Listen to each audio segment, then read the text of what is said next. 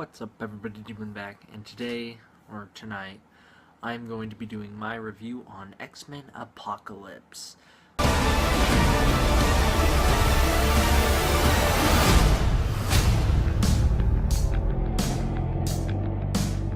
Well, you've been busy. We had a little help. Yeah, it was okay as far as X-Men movies go. It was on the better side. I mean, in comparison to like the MCU, these X-Men movies, they don't really stack up all that well. They're not that great, in my opinion. This is just my opinion. This is my review, my opinion. You know how it is. Yeah, what X-Men movies did I like? First Class was an amazing movie, had amazing music, was just great. Great characters, great everything. What other ones were good? Deadpool, if you consider that part of the X-Men series, that's by far my favorite of the Fox Marvel movies. Deadpool has amazing replay. Here's the thing that I find with a lot of these X-Men movies. I watch them in theaters and I like them. I found myself enjoying them a lot. I go home and think about them and think they're great, and then the very next time I watch them, I don't like them at all. That's just what I've noticed. And Deadpool's different. Deadpool I bought and watched. I'm on my 4th time watching it now, so that one's good. Yeah. Go check that one out. I rated it really low, in my opinion, in my review of it. I gave it a 3.5 out of 5. I'm going to bump that up to a 4.5 out of 5 right here. Yeah, go watch Deadpool. Better than this movie. X-Men Apocalypse. Now, yeah, it was an okay movie. I think I'll give it a rating. I think I'll give it this one. Yeah, I'll just give it a 3.5 out of 5, just like Deadpool originally, but I have better reasons for it here. There were more things that I liked than disliked, but that's not to say it didn't have its problems, because it definitely did. CG was good most of the time. Sometimes it looked very fake. Sometimes you could tell they were on a green screen or in front of a green screen. Some of the special effects didn't hold up, but you know, then there were good ones, like a scene we'll get into later at the X Mansion was pretty good. So there were good scenes, there were bad scenes. Altogether, the story was easy enough to follow. So yeah, there was more good than bad to this movie. I found myself liking a lot more than I disliked it. So. But once again, I don't know how this replay value will hold up. I thought Days of Future Past was an amazing movie the first time I saw it. Now I don't think it's all that good. So we'll just see in the future. Also, if I ramble on a lot and am like typically slow in this video, it's pretty late. So that's why. So, let's get into the plot synopsis. This review won't last long. The Civil War review I did was like 30 minutes. This one hopefully won't be. Hopefully like 10, 15, 20 maybe. I don't know. So let's start out. We start out in Egypt, where we get the creation of Apocalypse. That was pretty cool. The way that it was like Apocalypse passes himself down from person to person, or from mutant to mutant, and that's how he like accumulates abilities. I thought that was pretty cool. And it's like a suit or something that peels off of him and then goes on to the next person who takes his body. It's pretty cool. So we get to Egypt, the creation of Apocalypse, and then people try and assassinate him during the mending, like the crossing of people, or from Apocalypse's consciousness from one person to another. People try to assassinate him. It winds up the pyramid that he's in collapses, and he's buried until the 80s. That's a problem. Alright, I'm going to bring this up now because I'm going to forget it later. Not that part is the problem. What's the problem is that it doesn't feel like 10 years have passed. It doesn't feel like the world has gone on for 10 years since the last one, in my opinion. Quicksilver is doing the exact same thing we left him off doing, playing video games in his mom's basement. Professor X is doing the same thing we left him off doing, recruiting people for well, I guess he does that his whole life, but it just seems like not enough has happened for it to be 10 years. Just get that out of the way. So then Apocalypse is revived, or he wakes up, and then he starts recruiting people. So then the chick from First Class, who Professor X wiped her memory of him at the end of the movie, the love interest, don't know her name. She's in this one again, and Professor X goes to see her because she knows information about Apocalypse, so then she joins the team for this movie. Magneto. Now we get into his story. He is my favorite. He's my favorite X-Men character. He's so good. Well, I mean, once again, unless you include Deadpool, because he's great. But Magneto is awesome. And in this movie, they really play up the emotions with him, man. You really feel... He's a very sympathetic, tragic character, at least in this storyline. I'm not sure about the other universes, how much of tragic he was. He was more of just racist against Homo sapiens. So this time around, Magneto, he decided to actually listen to Charles Xavier. He decided to put all the mutant stuff behind and just live a life. He had a wife and a kid, and his kid had, like, who was it? Cinderella? No, not Cinderella. Snow White? She the one who got dressed with the animals? The kid has, like, Snow White powers, right? I think that's a princess. I'm not good with princesses. Where she can, like, talk to animals and communicate with them, and it's great. And then a mishap happens at the place where Magneto works, where he has to save a man's life using his powers, revealing himself to be Magneto, and because of what happened in Days of Future Past when he held up the president on live TV, he is hated. And so the police come to kill him, and they actually wind up killing his family instead. And then he kills the police and decides that he'll be a monster from there on out, because if he tried to be good and his family died, that means that he just isn't meant to be good. So at this point, Apocalypse has already recruited a few other people, Storm, two others, Psylocke and Archangel he recruited. Then he gets Magneto, and they're off on their way. Oh, yeah. Okay, I was looking and I didn't know what I meant by horsemen. See, I'm tired. I forget that the four horsemen is what Apocalypse called his men. Yeah, so from here Professor X is taken. Apocalypse uses him to... He basically taps into Cerebro, launches every nuke in the world into the air. They all just sit there in space. How are they going to clean that up? Magneto's going to have to, like, shoot them off in different directions. So, yeah, Professor X is taken, and he's being used because Apocalypse is planning on using his body for the next Apocalypse in order to gain his mutant abilities. Quicksilver then comes because Havoc gets angry that Apocalypse is in the X-Mansion.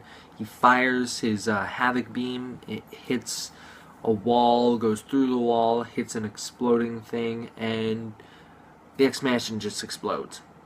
So then we get another Days of Future Past reminiscent Quicksilver scene that was a lot better, a lot longer, a lot funnier, sort of. Scene where Quicksilver runs through the house and has to rescue everyone. Although he misses Havoc, he dies. RIP. Yeah, Havoc was one of my favorites from First Class, although then he disappeared in Days of Future Past, and by then I had already forgotten about him and stopped caring, so I wasn't sad when he died. I was more sad when Banshee died, because that guy was awesome. Banshee died. We never saw it happen. It was a ripoff. Anyways, moving on. So Quicksilver rescues everyone. Then Quicksilver Jean Grey, Nightcrawler. They all go to the Weapon X facility, whatever it's called, in order to rescue um, Mystique, the FBI agent chick from Days of Future Past, or not from Days of Future Past, from First Class. I'm tired. I'm sorry. And who else was in that room with them? There was two others. Beast, he was there. There was one other. Cyclops, there you go. That's all of them. No, wait. Cyclops is on the outside. Cyclops is on the outside. I don't know. It doesn't matter. I don't care. So that all happens. That's all great. They unleash Wolverine. Yeah, that was spoiled in the trailer. They unleash him, he runs through there, kills every guard in the whole facility, and then Jean Grey taps into his mind, gives him a little bit of memory back, and then he runs away. This is, I mean, I don't even know if that was real Hugh Jackman. I'm pretty sure it wasn't. If you guys remember back to Terminator Salvation, they had like the CGI body double for Arnold Schwarzenegger. That's what I think happened here, because Hugh Jackman, if he was in the movie, didn't have any lines of spoken dialogue, so yeah, he just ran around killing people and then ran away. He also looked a lot different. That could have just been because of the facial hair. So he's released, and yeah, then everyone gets free because Cyclops shoots down a wall and rescues them, and then they all leave. The ending battle then happens from here. They go to Egypt, fight Apocalypse, and then the Four Horsemen fight the other X-Men, and it's okay. It's an okay battle. I don't care anymore at this point in time when I see like the world's in danger, unless it's a movie that I'm really invested in and I invest in the characters. I'm more of personal interest. Like, I don't care if the world's at stake, honestly. Too big of a scale.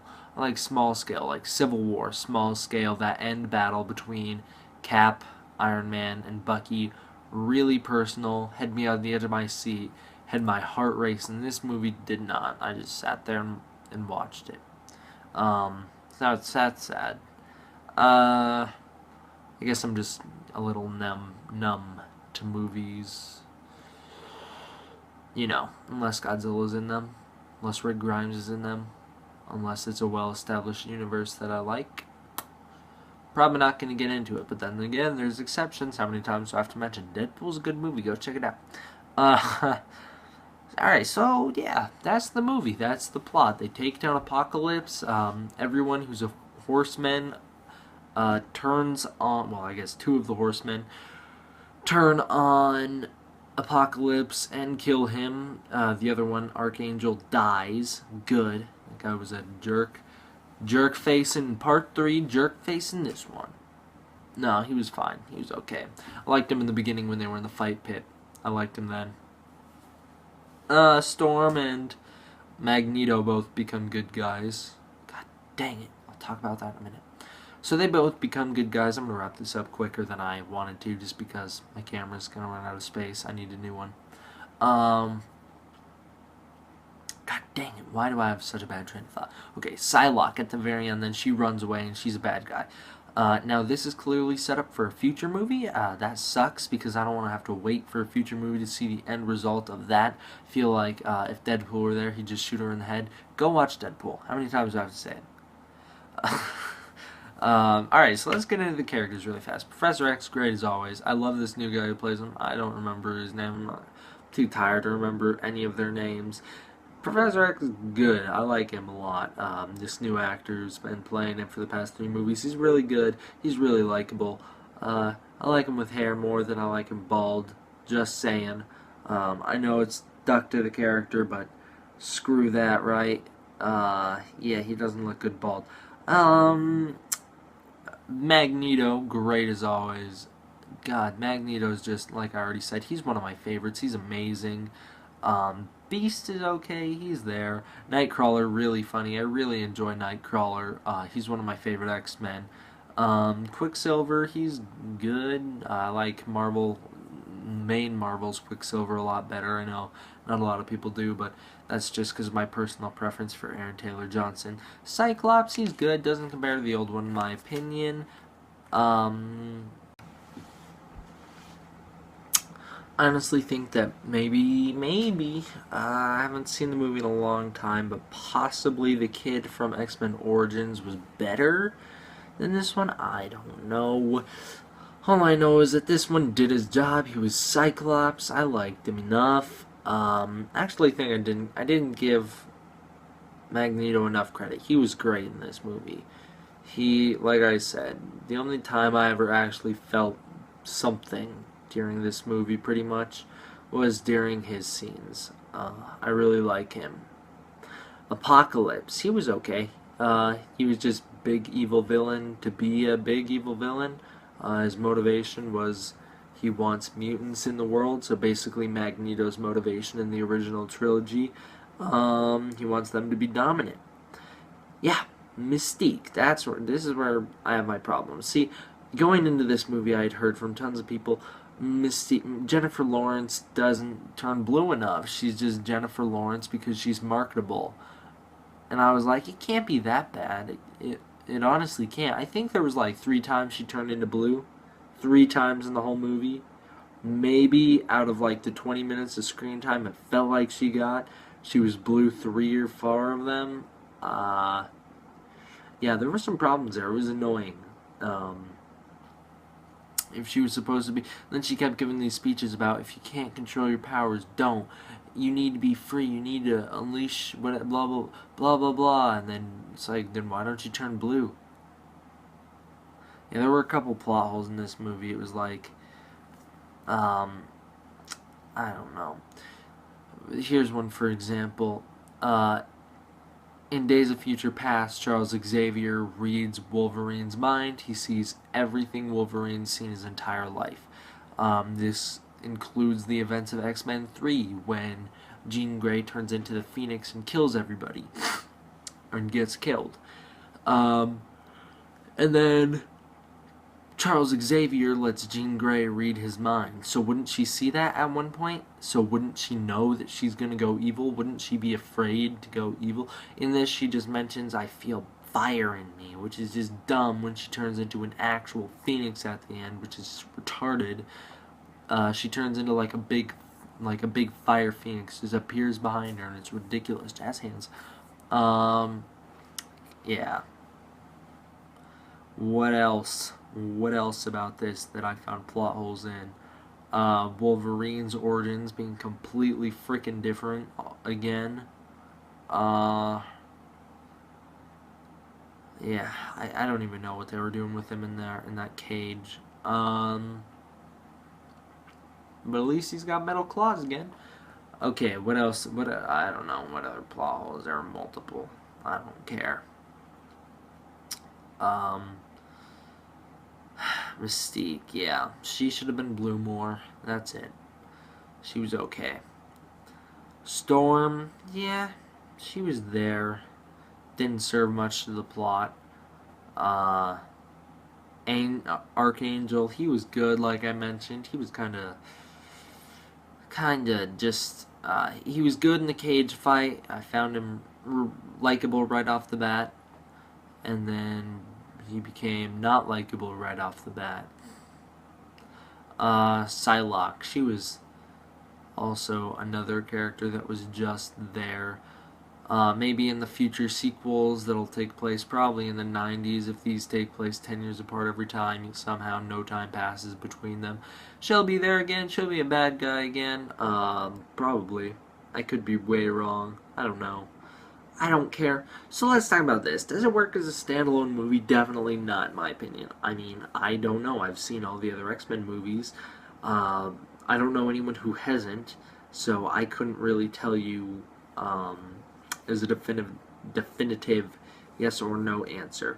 But what I can tell you is it definitely felt like a sequel to... Hold on, let me yawn. Okay, there you go. It definitely felt like a sequel to Days of Future Past and First Class, which it definitely was.